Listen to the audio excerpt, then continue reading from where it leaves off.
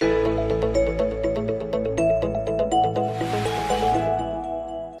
Sameach. And of course, since this is Hoshana Rabbah, Piska Tova to everyone. Tomorrow night, depending on when you're listening to the shir, tomorrow night, is Shmini Atzeret. And of course, for us in Eretz Yisrael, it's a combination of Shmini Atzeret and Simchat Torah. In Chutz La'aretz, they're split. And what is this combination? What did it mean? How did it evolve? How did Shmini Atzeret become Simchat Torah? What are its symbolisms in the manner in which it evolved into the current day incarnation of a Shmini Atzeret overlapping with the Simchat Torah? So it's a really long story. And to appreciate the story, we have to go all the way back and contrast Sukkos with some of the other Chagim. And by understanding the difference between Sukkos as opposed to Pesach and Shavuos, we'll have a better understanding of the drama of Shmini Atzeret, a drama which was a little bit lost after the Churban Beis HaMikdash, and because of that dilution or diminishing of Shmini Atzeret, have a better appreciation of Simchat Torah and how it evolved or emerged from Shmini Atzeret, and of course back in Eretz Yisrael in its current day overlaps. There's a lot to talk about. The difference between Sukkot and the other Yom Tovim, Shmini Atzeret's role in that dynamic, the difference between Shmini Atzeret during the days of the Beis HaMikdash and Shmini Atzeret without a Beis HaMikdash, and of course the evolution of Simchat Torah. Sukkot has no specific historical precedent or event. There's no event in history that changed Jewish history, that launched Jewish history, that consolidated the bris with HaKadosh Baruch Hu. Pesach is tagged to the 15th. Shavuos is tagged, well, we don't really know when Matan Torah happened. It's a reason unto itself. But if we calculate, pretty much figure out B'chodesh HaShlishi, let's say it's B'nei Yisrael Eretz Yisrael, we can tag Matan Torah more or less to a day or two, 6th or 7th of Sivan, Sfiras HaOmer. So there are particular moments in time, past history, which changed and altered Jewish history. Our emergence as a people, the genesis of the Jewish nation, Yetzias Mitzrayim, are receiving the Torah, the bris with HaKadosh Baruch Hu, receiving the word of HaKadosh Baruch Hu, Na'aseh v'nishma. And every year we reminisce and we reenact Chayiv Adam Liros Es Atzmo. And there are trigger points, in particular with Pesach. Pesach, Hashem Shepasach, HaKadosh Baruch Hu, Matzah, so Hispik B'Tzeichem L'Hach, Mitzmar, Vayamar Chayim. So there's a multimedia event that doesn't just create a memory, but creates an experience, a part of, I won't say memory, identity. There's memory and there's identity. We are identified as the people that leave Mitzrayim. Ani Hashem Elokeichem asher hotzeichi eschem eretz Mitzrayim. Every day, twice in our davening, we recite L'mantiskos Yom Tzeichem eretz Mitzrayim. Sukkot has none of that. There's no particular day, there's no particular event, there are no particular mitzvos that bridge us back to that day or event, because there is no day or event. So it's obvious that the mitzvahs are much more abstract and much more symbolic and much more rich in that respect because of their ambiguity and because they aren't tied or tethered to a particular day or time or experience. And this is why Chazal asked the obvious question. If in general Sukkot is meant to recall Hashem's providence and His protection and His hashgacha, B'Sukkos Hoshavti, B'Sukkos Hoshavti, B'Sukkos Teshuki, B'Sukkos Hoshavti, and Hashem protects us. So that's an ongoing, year-round, perennial, everlasting experience. We should be free to schedule Sukkot when it is historically appropriate, contextually appropriate. It should be somewhere in the Pesach Shavuos continuum. A, because it happened around the time of Yetzias Mitzrayim when we first felt HaKadosh Baruch Hu's hashgacha. And B, it's neater that way. It's just a neater arrangement. Pesach, I would imagine Pesach, Sukkot, and Shavuos is probably the neatest arrangement. Maybe Pesach, Shavuos, Sukkot, but it all should happen just like Pesach and Shavuos are separated by a few weeks. Sukkot should be inserted into that timeline. And Chazal speak about the fact that the weather is too nice during Nisan, Chodesh Aviv, and it would appear as if the sukkahs were convenient rather than laden with ritual meaning. So a more tenuous and delicate weather period was selected. Certainly people who live outside of Eretz Yisrael can identify with the hurricanes, the thunderstorms, again, depending on where you live. But that whole question is predicated or enabled by the fact that Sukkot is a free agent, and it could have been scheduled any time. And the desert was not the beginning and the end of Hashem's hashgacha. The desert was the punctuation of Hashem's hashgacha. Hashem protects us, supervises us, whether in actual sukkos or in Pari Sukkah Shalom, Aleinu Vel Kol Amo Yisrael, on our daily sukkos that Hashem envelops us with on a daily basis, minute by minute. And in the Midbar, it was felt more dramatically. Perhaps in the Midbar, the encasing was supernatural, not just natural, Ananei HaKavod or Sukkos Mamish. So it has no date, no event, no particular ritual, mitzvos, particular symbolisms of Jewish history, which means that Sukkos, by definition, fundamentally, is a much more universal and a much more international experience than Pesach or Shavuos. Am Yisrael received the Torah. No other nation accepted the Torah. Shavuos has secondary ramifications for the entire world, because when the Jews accept the Torah, humanity is changed, but it's secondary. Pesach has secondary ramifications, but the primary experience is directed to the Jewish people who were liberated or emancipated from Mitzrayim. Sukkot is about Hashem's providence, His supervision of our world. Hashem did not wind this world up like a clock. Not only did Hashem create the world, but He also maintains it and is engaged in it and is not immersed in it, God forbid, but is interactive with it and supervises it. Didn't wind the world up like a clock, letting it run on its own machinery, which we call nature. It seems that way. HaKadosh Baruch Hu created these systems, but He supervises those systems and He can intervene in those systems whenever He chooses. That's a universal message, not just for Jews, but for human beings, not just for human beings, but for the entire universe. So it may have been unique and affectionate and dramatic in the Midbar, and Basukas Hoshavti is B'nai Yisrael, but it's emblematic and it epitomizes HaKadosh Baruch Hu's hashgacha for all mankind in a way that Matzah doesn't, in a way that Maror does not. And the clearest, most glaring pivot of Sukkot are the Korbanos, where Korbanos again are very national experiences. The Korban Pesach, Shachatu Okto Kol Kahal Yisrael, the two Lechems on Shavuos, the Purim, and they're the primary Korbanos because the cows, the oxen, are much more dramatic and dominant than the sheep or than the rams. So everyone's looking at the oxes. The oxen, there were 70, descending from 13 on the first day and reducing in number one by one. And the Gemara says these are parei hachag. The parei hachag are keneged zayin umos, because there were 70 classic nations, 70 classic ethnicities in antiquity. So all the attention to the Beis Hamikdash, or in the Beis Hamikdash, was riveted upon those parim. Maybe at night the Simchas Beis HaShoev was more dramatic. Maybe the Nisach HaMayim, but some of the korbanos, the musaf, the highlight of the daily sacrifices. And those had a patently universal ring to them and a tone to them. And this was the Yom Tov, that people would visit Yerushalayim, that people would come to daven in Yerushalayim. Gentiles are not allowed to walk into the Beis HaMikdash, but they would stand in Yerushalayim. You can imagine Chiram visiting Shlomo and Sukkot. You can imagine Malchus Shava visiting. This was the international moment. This was during our universalist period, when our ability to stretch the word of Hashem to the entire world, to humanity, was most successful. This was the heyday of Jewish universalism. This was the yontav of universalism. Visitors would come. It's the end of the agricultural cycle. People are finished with the heavy labor, the heavy industry. They're about to plow. Another month or so, the heavy agriculture is going to once again commence. This is Chag HaAsif. More or less, you have a couple workers remaining behind to gather in the final fruits, the olives, maybe some extra grapes. I was in the supermarket today shopping for fruit for Yom Tov. I like to go really early because the supermarket gets really busy by 9 o'clock a.m. And my wife said, get some fruit. Slim pickings. In other places, maybe in the United States and Western Europe, a lot of imported fruits, so the fruit isn't seasonal. Here it's seasonal, so a couple apples. Obviously the apples are year-round, but the grapes, more or less, are off the shelves. The nectarines and the plums are off the shelves. A couple melons.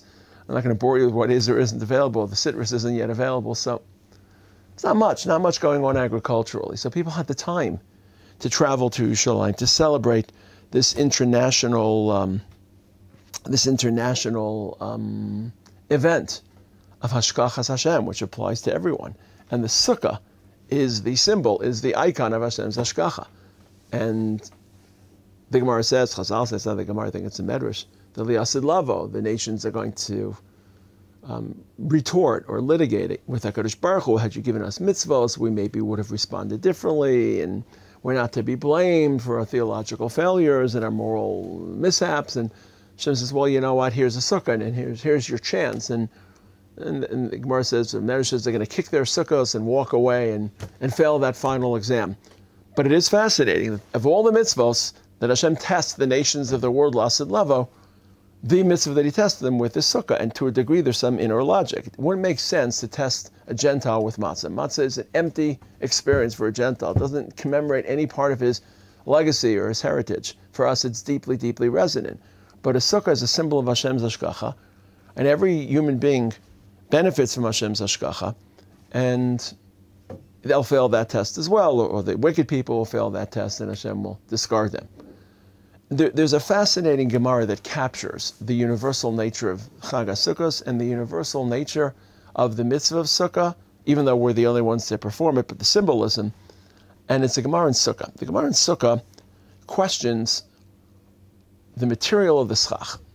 The walls of the Sukkah can be fashioned from almost any material, but the schach, much more qualified, has to be natural, can't be synthetic. Can't be processed. It's got to be more or less something that grows from the ground, that isn't edible, isn't processed. That's why we always look for raw materials, pristine, undeveloped, unprocessed materials, chaff, hay. We use bamboos, branches. We don't even use beams. Midrabanan, we don't use beams. And one interesting, the Gemara does have one moment in which it compares the sukkah, well, no, it's about the height of the sukkah. It's about something entirely different. I apologize. But when the Gemara is searching for a source for the materials of this schach, the Gemara goes back to Bereshis. And in Bereshis, I forgot to bring my Tanakh, but in Bereshis, as man's creation is described in the second parak. So it's a fascinating description. The world is still brown and sandy and arid. There's no vegetation, there's no produce, there's no crops, there's no grass. Pasuk says because there's no reason to have them, because there's no man to benefit from those crops and that grass and this vegetation. And so in order to create man, Hashem now has to fertilize the earth. And he raises a mist. V'ed ya'alem min haaretz lahashkos. Hashem raises a mist from the earth. It moisturizes and fertilizes the land, drawing out its latent fertility and producibility. And at that point, Hashem carefully and delicately assembles man. Remember, most of creation, all of creation was created by words, Yihi or, Yichoshech. And with Adam, Hashem is much more involved. It seems almost physical. Hashem obviously isn't physical, but the description is physical. Vayipach bi'apav, and Hashem breathes his essence into man. So this whole narrative of the creation of man, before we connect it to Sukkot, is about the unique qualities of man. That man is different. Man is not just a sideshow or a tack-on to creation. The thing was created, now it's time to create man. But man is the centerpiece, the masterpiece, the pinnacle, the reason this world was created, because man serves God and man has freedom of choice. And before man was created, there's no purpose in the earth producing any fruit, vegetation.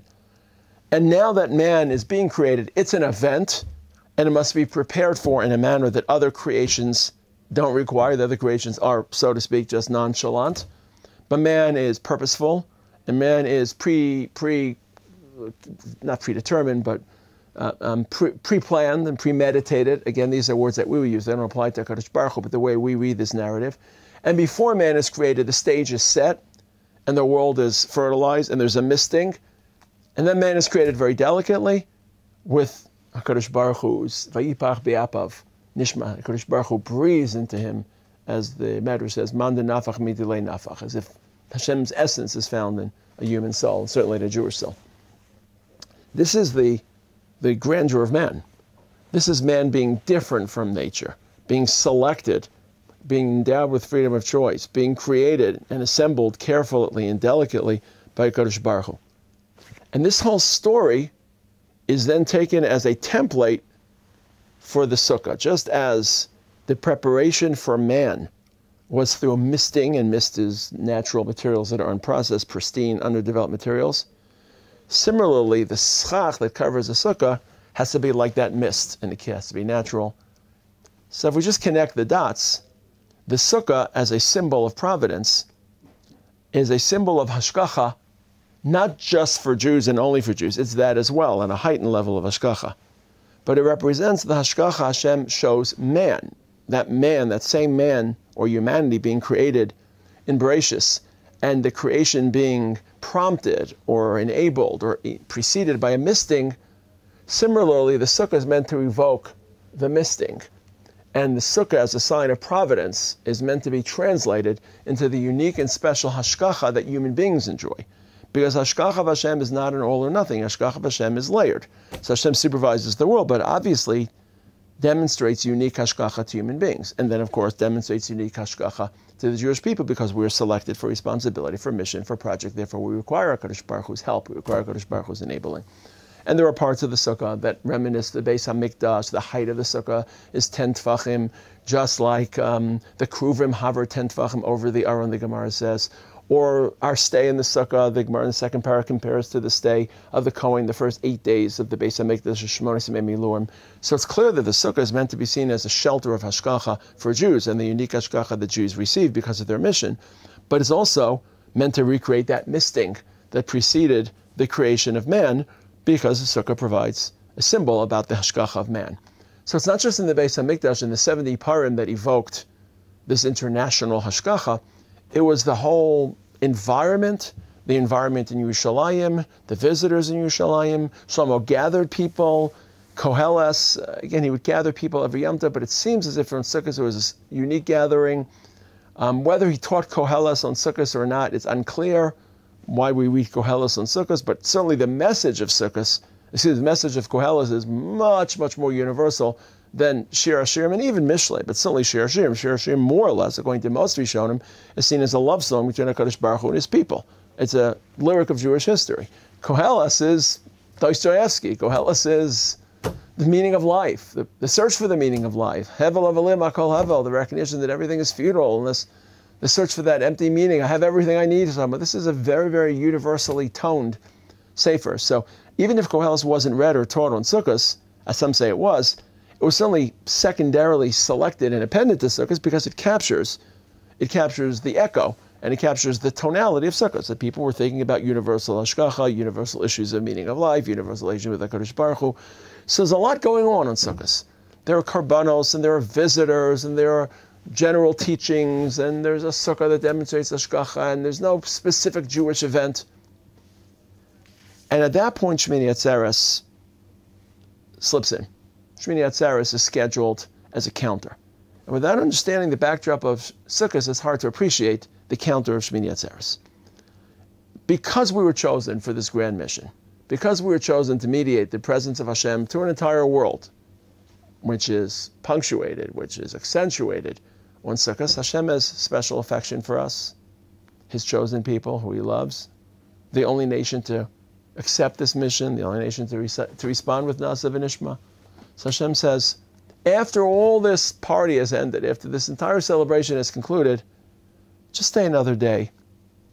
Not in your sukkah, because remember when Shmini Atzeret in Eretz Yisrael, we don't sit in the sukkah, but just stay in the Beis HaMikdash, my house. Not your house that I protect you in, which is a universal experience, but my house, the Beis HaMikdash, which again, only Jews are allowed to enter. Beis Tefillah Yikarei L'chol Amim, it's a locus to channel people's tefillas, but to enter the Beis HaMikdash, you have to be Jewish, and even a Jew can't enter certain precincts and certain levels of the Beis HaMikdash.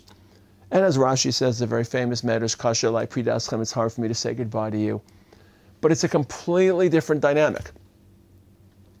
Sukkot, fanfare, visitors, internationalism, Shmini Atzeret is very quiet, very subdued, very serene.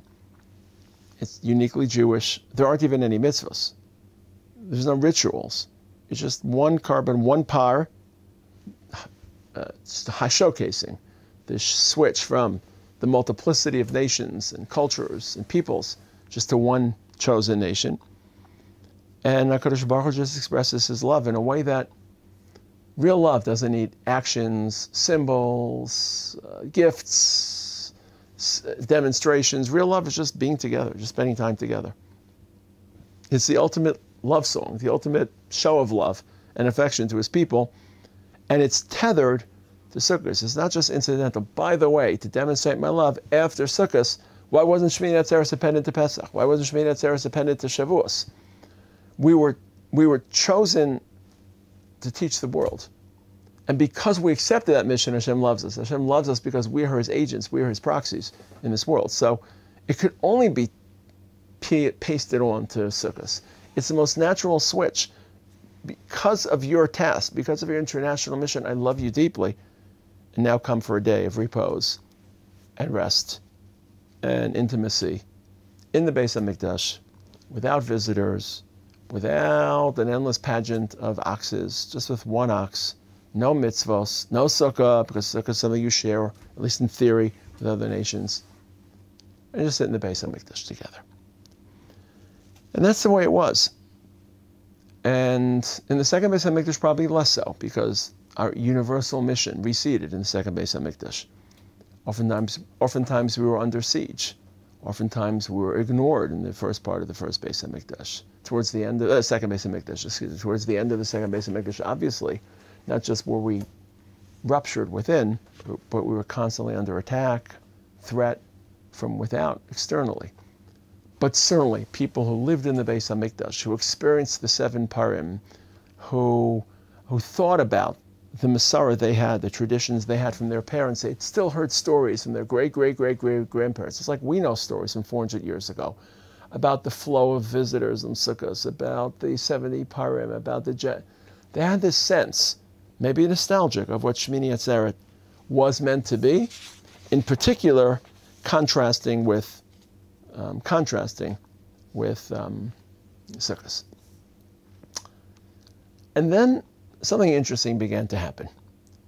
It didn't really happen unique with the fall of the Beis HaMikdash, but as with every Yom Tov, people who lived far from Yerushalayim, who didn't receive the calendaric updates as to when the first of the month had been, they had to keep 2 days of Pesach, 2 days of Shvi Shel Pesach, 2 days of Sukkot, 2 days of Shavuos, until they could adjust the calendar of receiving the information that was slowly, gradually leaked out to the far and distant precincts of the nation.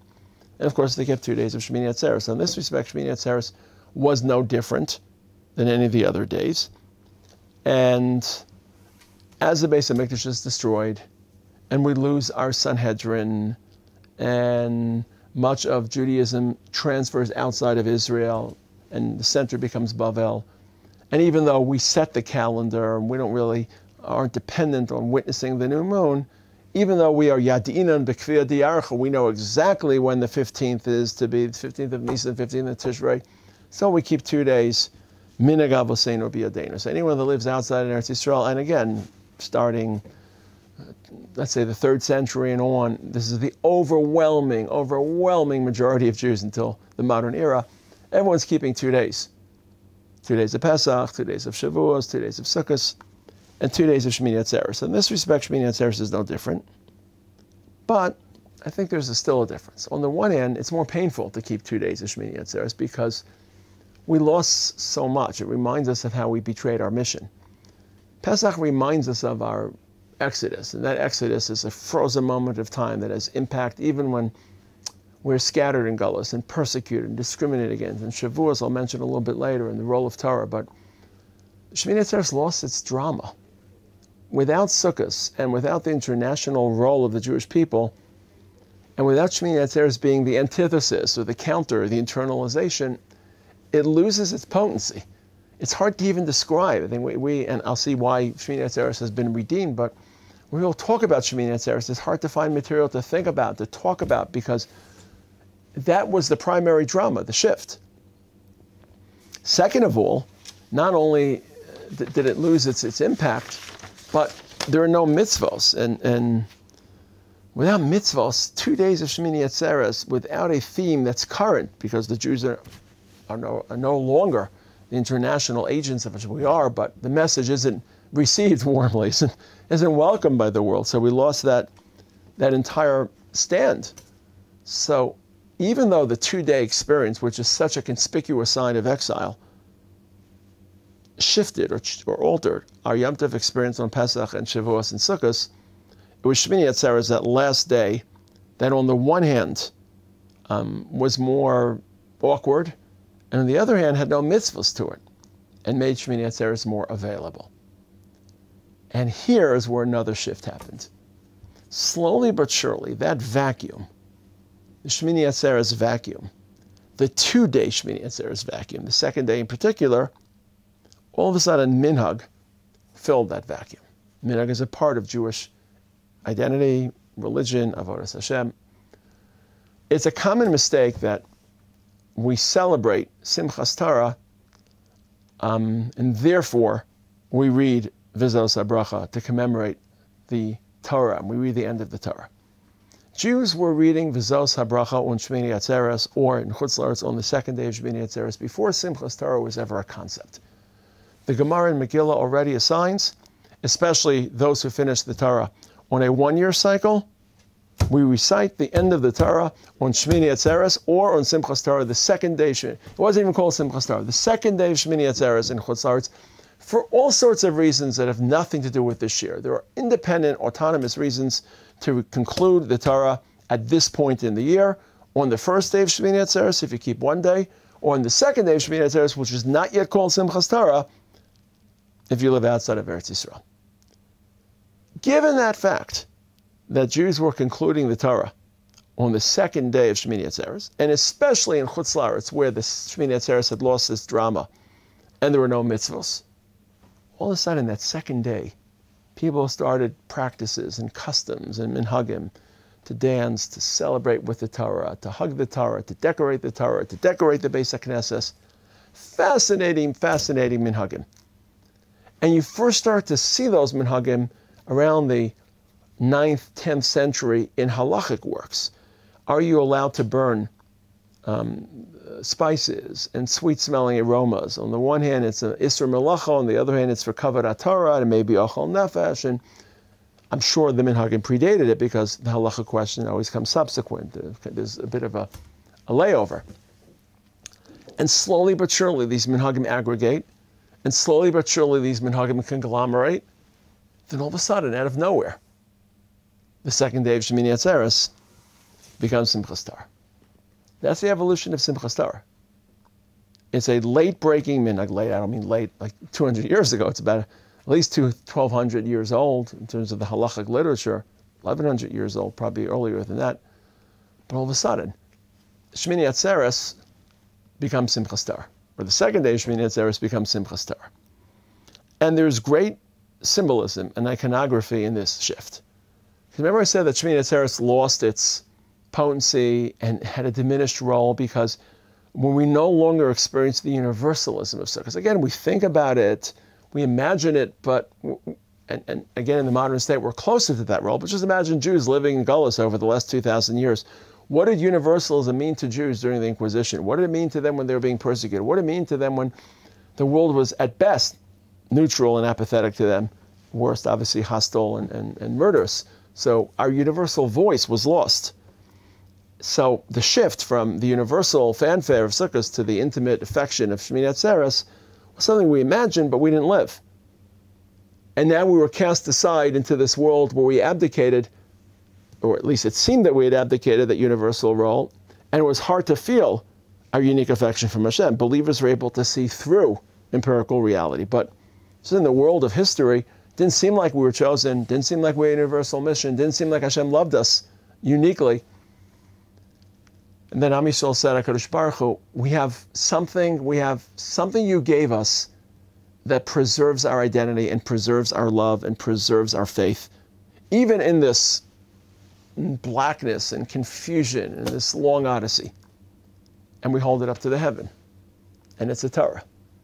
And we say, HaKadosh Baruch Hu, we may not be able to implement that universalism much longer, or as long as in this world, and it's a hard world to believe, but you gave us your will and your word and your Torah, and we study it and we apply it and we think about it, and it is an independent, autonomous world. It's an autonomous universe. It's geographically independent, it's historically independent, it hovers above history. And in lieu of the Shmini Atzeres experience, we'll hoist the Torah and celebrate the Torah. So it's not just incidental that an empty day or an empty second day becomes filled, that void becomes filled with the celebration of Torah, but it's almost as if we're shifting Torah into a spot or a space or a slot that was once occupied by a certain role of universalism, and now we're just celebrating HaKadosh Baruch Hu. Look at the Torah you gave us, and of course, there's a song in Aramaic that many people sing on Shmini Atzeret. It's very popular in the European world, and some of the yeshivos that still preserve the European tone and the European environment, so they'll sing the songs that we're saying. But the song goes as follows: Kad Yasvin Dioraisa, Kad Yasvin Yisrael ve'oskim b'simchas Torah. When the maybe based on loosely on Zohar, when the Jewish people celebrate Simchas Torah, Kutshabrichu Omer lePamal Yadilei, Hashem turns to His heavenly court, and He says, Chazu b'ni chavivi, look at my beautiful, beautiful, beloved children. The mishkachin b'tzara dilhon, they're stuck in suffering and persecution. V'yaskin b'chadvasa deli, and they're celebrating my joy of Torah. This song synopsisizes the contrast between Simchas Torah and Shmini Atzeret. We're in Tsar. We're being persecuted. That whole Shmini Atzeret shrinkage, no longer universal. In addition to universalism, we're going to celebrate that one day with Hashem. It's a long forgotten experience. But we have the Torah. And we're celebrating with HaKadosh Baruch Hu's Torah.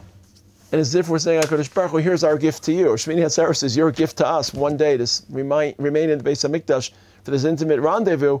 Here's our gift to you. Here's a Sefer Torah. Rav Amital would always had a minhag. In the moments leading up to Shmini Atzeret and Simchas Torah, which in Israel are conjoined, and I'll talk about that in a moment, we would sing the following Hoshana. It's called Hoshana of Omani Choma. And there are many different tunes to it, but he would sing a very mournful and solemn tune. And if you read through this Hoshana, it's exactly describing this contrast. That we've been battered, and we've been tortured, and we've been cast aside, but still we trust you, and still we study your Torah. Zuriya ben Machiseha, we're scattered, it goes through Aleph Beis. We've been herded like cattle, sadly enough in the Holocaust, literally like cattle. Zuriya ben Machiseha, we've been scattered amongst those who are angry with us all the time, but still, Chavuka devuka bach, we cling to you. Ches. To'enas ilach, we carry your yoke, your weight through history. Kivusha bagola, we're suppressed in exile. Lamedes yirasach, we study your Torah. Miritas lachi, we're slapped in the face. Nisin lamakir, we're receiving people's violence. Savela sivlach, we carry your expectations. So, as we segue into Simchas Torah, we would sing this piyut in yeshiva of Omani Choma. So to summarize, Sukkot was a universal experience. Visitors, Parim, Sukkos, even though Gentiles didn't sit in Sukkos, but the symbolism was much more universal. Shmini Atzeret was a day of retreat and withdrawal and privacy. And living through the first Beis HaMikdash, people sensed that very, very acutely. And it captured the duality of Jewish identity, this universalism, but still feeling selected. Second Beis HaMikdash, it wasn't as prominent, but people still were close enough to that transition of the first Beis HaMikdash, they were able to lock into it. Shmini Atzeret becomes 2 days. And it's enshrined as 2 days for 90% of the Jews by the 3rd century. And every Yom Tov has 2 days, but Shmini Atzeret's 2 days is a little different. A, because the conspicuous sign of Galus, the 2-day Yom Tov, reminds us that in Galus we've lost some of the drama of Shmini Atzeret. B, practically a second day without mitzvos, without a second Seder, without second Lulav, without second mitzvahs of Shavuos. Some people stay up a whole night in the second night of Shavuos as well. It felt a little bit challenging. Minhag filled that vacuum. The minhag of Simchas Torah, about 1,100 years ago. But it's not just incidental. Let's pick a day during the year to celebrate the Torah. Obviously, it made sense because we were concluding the Torah anyway before anyone ever mentioned the word Simchas Torah. We were concluding the Torah. But penciling in a celebration of Torah on the second day of Shmini Atzeret was deeply, deeply resonant. We may be in Galus. We may have lost or abdicated and abandoned that international mission. The drama of Shmini Atzeret is only a distant memory for us. But we have Torah, and we're celebrating Chedvasa Dilei, HaKadosh Baruch Hu's joy, and of course, our anchor of identity and of faith. So, Shmini Atzeres and Simchas Torah complement by countering one another. And now we're back in Eretz Yisrael, and there's so much symbolism, at least in Eretz Yisrael, of once again incorporating Shmini Atzeres, or not once again, but incorporating these two messages of Shmini Atzeres and Simchas Torah.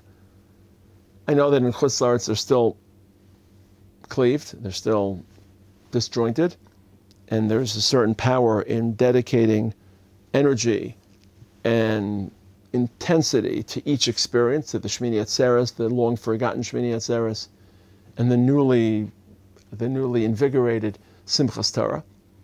But for me, there's something very powerful about being back in my homeland and slowly but surely inching towards reclaiming the drama of Sukkot Shmini Atzeres, the drama of having a universal role, of having a state of the Jews and a people of the Jews, and what does the state of the Jews feel, and how are we handling Corona, having a Jewish message and a Jewish, organic Jewish nation. And by reclaiming Shmini Atzeres through the energy of Simchas Torah. We didn't just return to our homeland after 2,000 years, but we returned because of our commitment to Torah, because of our faith in Torah, because of our joy in receiving the Torah. Shmini Atzeres gave birth to Simchas Torah, and now Simchas Torah has given birth to a renewed sense of Shmini Atzeres. So to me, it's fascinating to see how halacha and minhag have interacted, how history has shifted our experiences of these Yom Tovs, and in particular, how Shmini Atzeres lost some of its vitality. Simchas Torah took the stage, and because of our commitment to Torah, we've now returned to Eretz Yisrael, and now we're starting to think in Shmini Atzeres Sukkos terms again in ways that I'm not sure were that prominent or that potent or compelling for our ancestors. So for me, that interplay, that cross-pollination between Simchas Torah and Shmini Atzeres on the same day, because there's a lot that's happening in Eretz Yisrael. For people who are listening, for many people listening in English, imagine conducting 2 days, and they're full-packed days. There's Yizkor, there's obviously Hakafos, there is davening, aliyos, there's a lot happening. There's Tfilas Geshem, so there's a lot happening on Shmini Atzeres, Simchas Torah in Eretz Yisrael. And it's easy to get frustrated or flustered with just the torrent and the barrage of experiences. But I always like to think about how the two are informing each other. So, Good Yom Tov, Simchas Torah Sameach, Chag Shmini Atzeres Hazeh Sameach, and Piska Tova to everyone.